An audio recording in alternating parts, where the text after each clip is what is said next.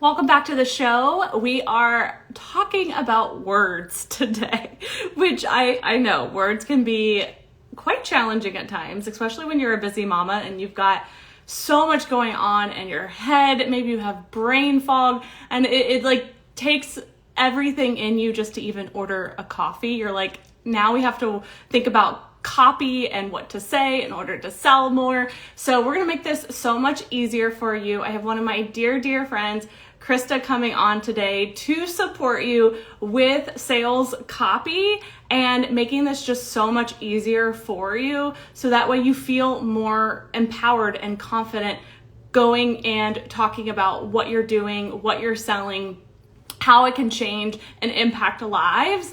And it does matter. It really does matter. And we want to just make this as easy as possible for you. So I'm going to go ahead and invite Christa on here. I can't wait to see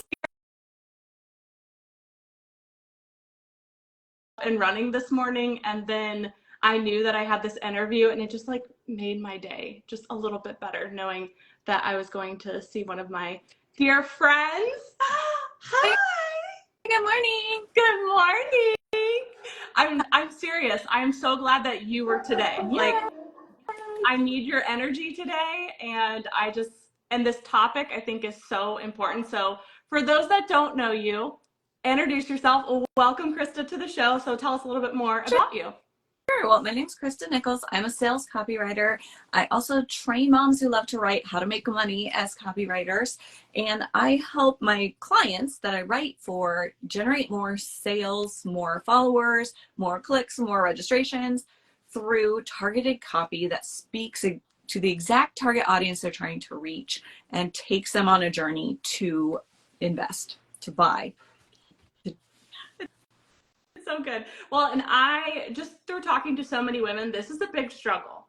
So many struggle with this. So for that mama that's out there that's like, yes, this is me. I don't know what to say. I'm trying and you know, she just feels like it's really hard. How can she make it easier?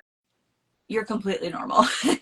Everyone ever that I've ever worked with, and from my own personal experience, the hardest thing to write for is your own stuff, like 100%, because you're so invested in it. You love it. You've worked on it. You've poured your heart and soul into it, and you just get like in your head about it. And that's completely normal. So give yourself credit for what you've created. And then let's back up a little bit and take a look at who you're writing to. So the very most important thing that you can do is get to know your ideal client or customer as well as you possibly can, because they are the ones that will tell you exactly what they need to hear, know, and understand in order to take that next step with you. So I have several things that I always look for and I tell my writers to look for when they're starting out on a project. And that is number one, who is the exact person? So you need to know who they are, what their problems are, what their pain points are. And then you want to ask, like, what are they doing right now, you know, to solve the problem that I can help them solve. Obviously, if they're, you know, just learning about you, they're not, that yours isn't the only thing that they've ever tried, right? So you need to know what they've tried to solve their problem. And then you need to know how'd that work for them.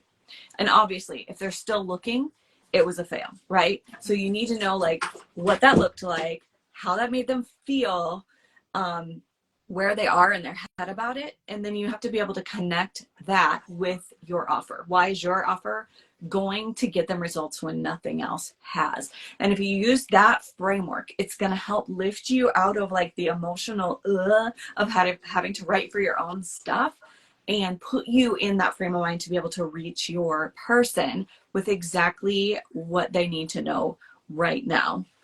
I love that so much. And I love the saying success leaves clues. Like a lot of times we're selling our own transformation that we've been through. Like you teach copywriters how to make money, which is what you've exactly done. And so we're so far into the journey that it can be challenging at times to remember what did that chapter 0 look like, or chapter 1 or 2? And so I've it's been really helpful for me to have some dialogue around conversations. And I'm not trying to sell, I'm trying to get that copy out Mhm. of like, what are your struggles? Like in the DMs, people will open up so much, or Facebook groups, people open up so much. And so all of that can be compiled together and be a gold mine for not only content but also offers, like both of them, I think. Absolutely, absolutely. Your audience should dictate what you offer them, and they should dictate how you communicate about it. And many times we we want to give them what we know they need, right? But if they don't know that that's what they need, or that that's what's going to give them the result, you have to start with what they want. Mm-hmm. So find out what it is that they're saying right now that they want, provide that housed inside what they need, Yep. like the what they want, that pain point, all of that, that's going to be what catches their attention Yep. and gets them to take action. But the thing that's going to get them the result is your offer, but sometimes you have to approach it with what they want first and then provide what they need. It's like trying to sell a brick to a man whose family is starving so Yep. that he can build himself a house. Like, he's not thinking about the house right now. Yeah. He's thinking about feeding his family. Yes. So give him the bread and then the brick. I love that. Yeah. It's like hiding the veggies in the kids' meals. Like, of course this is delicious and salty and It's sweet. so good for you. Oh, yeah.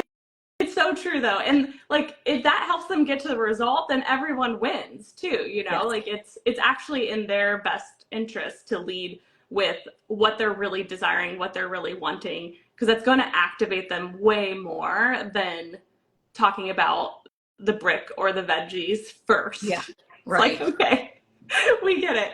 So for that marketer that is in a launch and they're creating the content, they're making the calls to action, and like the sales aren't happening, what advice would you give them? Because a lot of times I think, people come to me, they're like, it's crickets, my launch is flopping, I suck.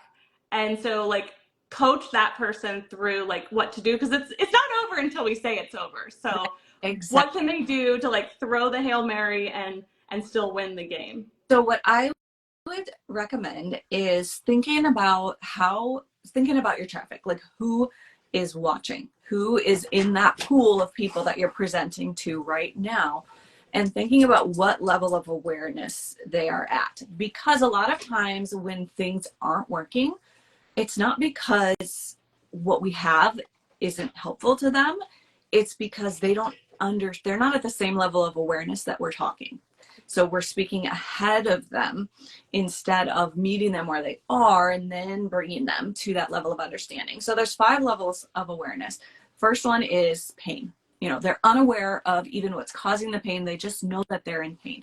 And these are your cold audiences. The pain hook is going to be what catches their attention. Now, if you're already in a launch, you've moved them past that. So they're likely stuck somewhere between problem aware, like they understand what's causing their problem, so then they logically are moving towards solving it, or they're solution aware, where they understand what the basic solution is, they just aren't aware of your solution. My guess is you've probably caught them in that problem aware, but you're trying to skip them straight to your solution where they don't understand yet, like the basic solution. So it's like some people will be able to make that leap and other people won't. So it's like you're missing a step. It's like there's a big gap in the bridge that some people can jump over and other people really can't. So I would look at where your audience is in their level of understanding, because you have to go pain, problem, solution, product, so your offer, and then purchase. It has to go in that order. And so a lot of times when it's not hitting, you're over here, but they're still over here. Yes. And just knowing that can take the emotion out Yeah. of it, of like, okay, I need to go back, right? I need to walk a few steps Yep. back and take them through that journey, and you can still finish any launch really, really strong. And, you know, I think it will also help people feel seen of like, oh my gosh, she gets it. Like, she totally gets it. And, you know, a lot of times I think people are so freaked out that it's the offer, it's the price. And those things do have a factor in it. But I think what you're talking about is so much more the reason why people don't buy or they're slow to buy is we're trying to like get them to go through the steps so fast, and they're like, I'm just still trying to wrap my head around everything. Another So I love that. thing that can cause that problem is if you're trying to sell the features instead of the result or the benefit. Yes. So you can list a long line of features, and that's great. I mean, it's somewhat impressive, cool, awesome. But if they don't understand how that's going to impact their lives and how it's going to help them get the result that they want and what it's going to look like on the other side, then it's not nearly as compelling. So they may just be looking like, okay, that's a solution, but I think I can find it somewhere else for cheaper, or I think I can find it for somewhere else faster. They don't understand like what the real benefit is and why it's different than what they might get somewhere else. Yes, I agree so much. And you know, people can go to a sales page for all those details. They can watch a video for all of those details. I think you're spot on. Like, leading with them is missing so many opportunities that, you know, eventually people will have those questions and we can answer those, you know, in other capacities. But like, the marketing has got to be so irresistible and talk about those outcomes to pull as many people in as quickly as possible, because it can go quite quickly with the right audience and the right messaging, right, which is huge. Exactly. You're selling the result. Yes. The features are just the vehicle that get them there. Correct. Well, and I feel like so many people are so worried to niche down to talk to one type of person. What would you say about that? Because it's definitely a fear that people bring up to me. They're like, but I want to talk to this person and this person and this person. Yeah. So yes, I know. We tell ourselves, well, I could help this person and I could help this person. I could help. Yeah, we can help a lot of different people. But if we can't get specific enough so that where it catches the right person's attention, then we're not really helping anyone. Like, if we have to be so broad in our messaging because we want to appeal to everyone, we actually kind of end up appealing to no one because it's not specific enough to get clear on exactly how it can help a certain person. Yes, I agree. And you can, like, you know, if you're not getting the sales that you want, like, make it a fun experiment, right? Like, okay, I'm going to try what Christa said, and I am going to talk to one person and see if I get better results. Like, allow yourself to be in the experiment, because then when you nail one audience, you could have different marketing strategies to target different audiences and different types of people, but we've got to nail something, right? Because this is a business, and I feel like there's so many people in that, like, I call it like the upside down. I don't know if you've seen Stranger Things. Yes.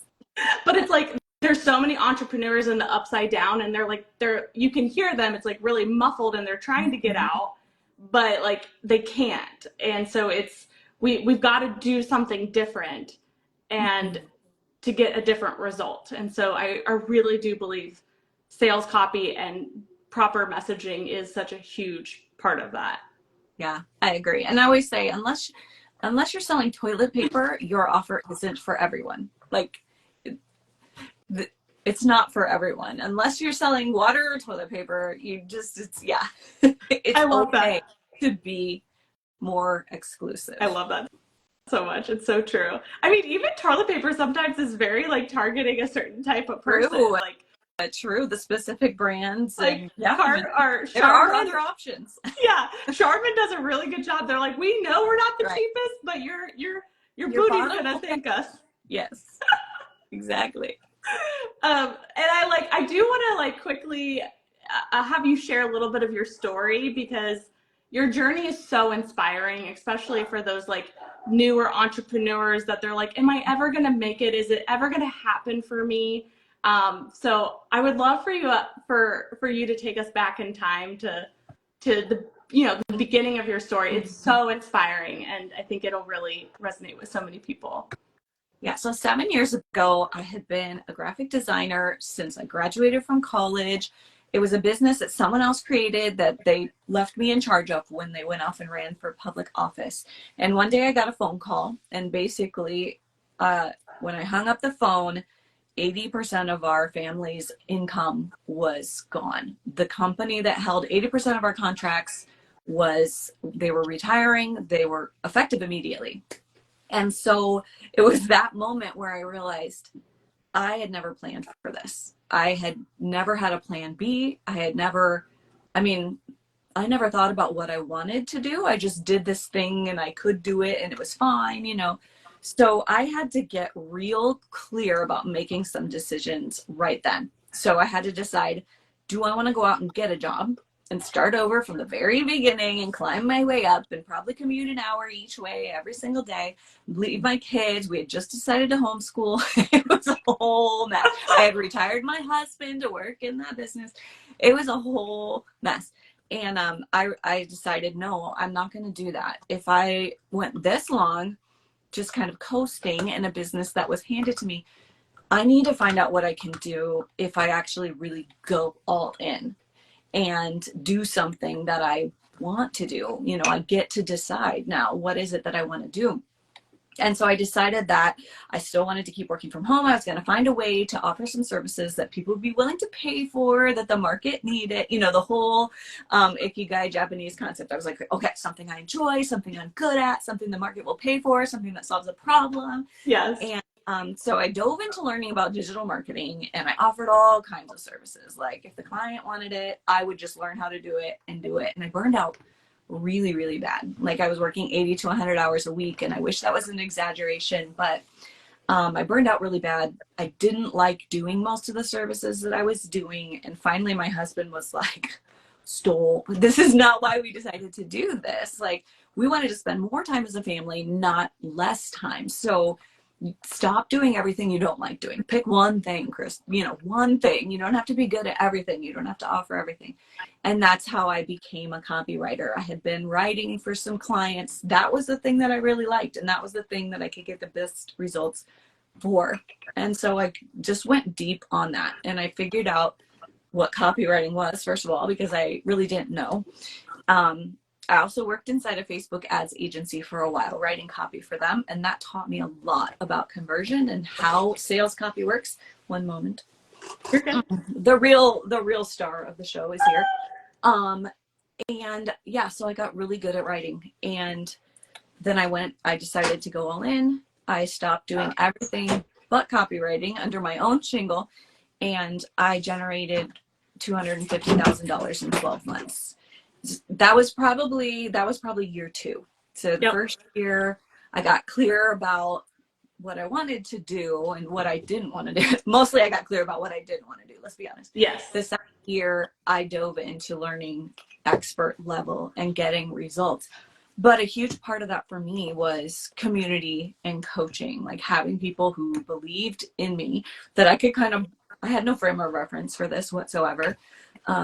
So borrowing belief, having a coach that let me borrow that belief, having other people who got what it was like to be a digital entrepreneur and understood the unique challenges. And I mean, there was a lot of broken stuff in my business. There still is, and there always will be, I'm sure, because it's always a work in progress. But I was able to find a niche and just really dive into it. And now I help other women find that too, so that they can have a freedom-based lifestyle without feeling like they have to choose their finances over their families.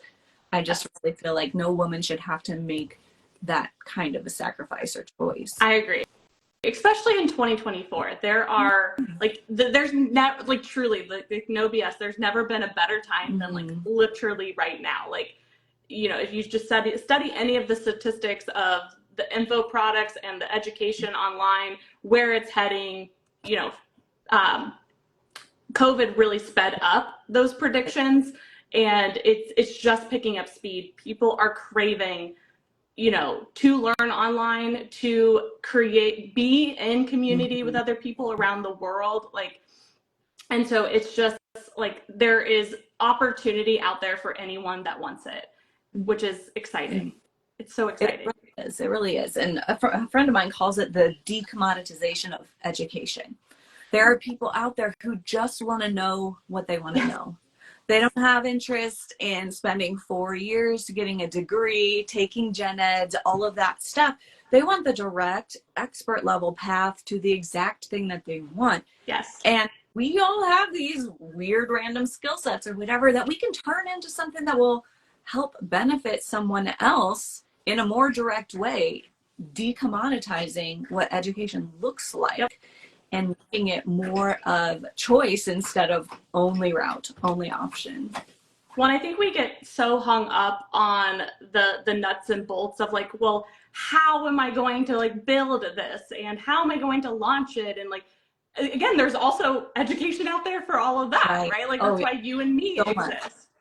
So, it's having the willingness to try, just like you did all those years ago, and allowing yourself for it to be messy and for you to figure it out, and that your family was worth it. Like that adversity that you faced was like so for you and your family.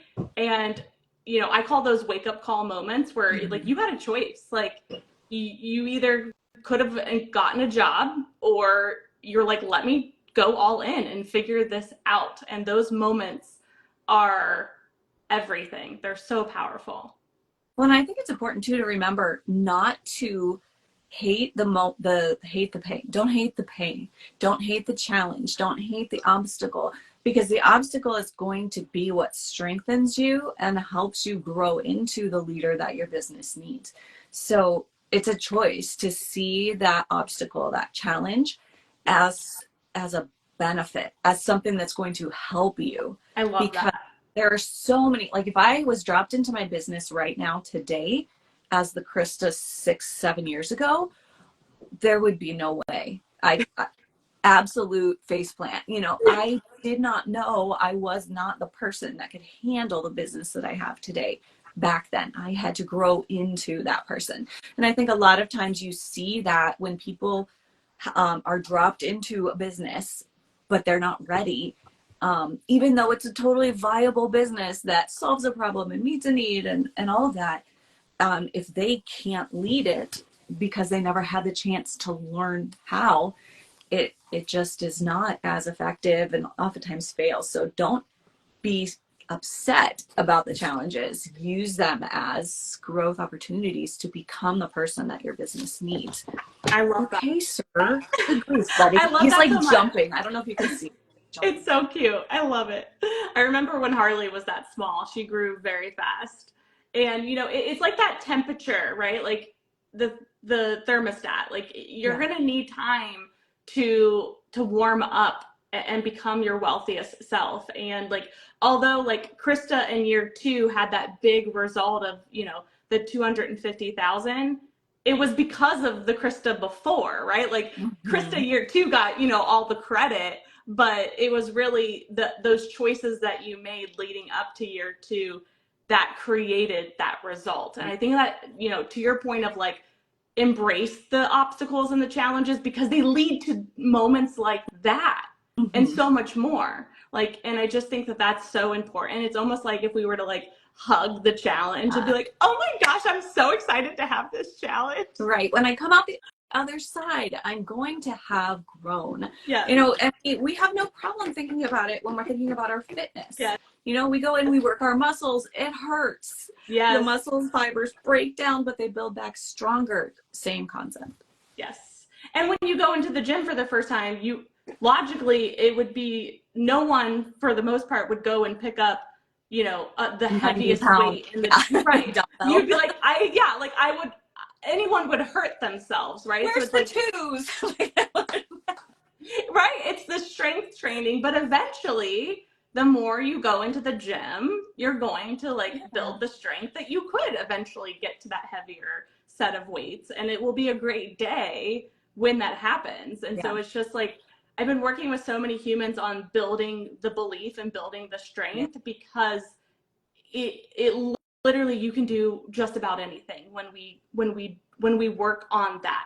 Like the more you grow, the more your bank account will grow. And so often we want to skip ahead. We want to get to those instant results. And to your point, it actually is going to be better to grow into it because it's more self-sustaining. So you're not wigging out and freaking out of like, oh my gosh, I have 10 clients that I've got to onboard. That, like, you'll figure it out, but it can also be so overwhelming. So it's like the stair step approach to our goals is actually a way more enjoyable process because you're less stressful. Exactly. You have time to be like, okay, I'm going to stand on this step for just a second.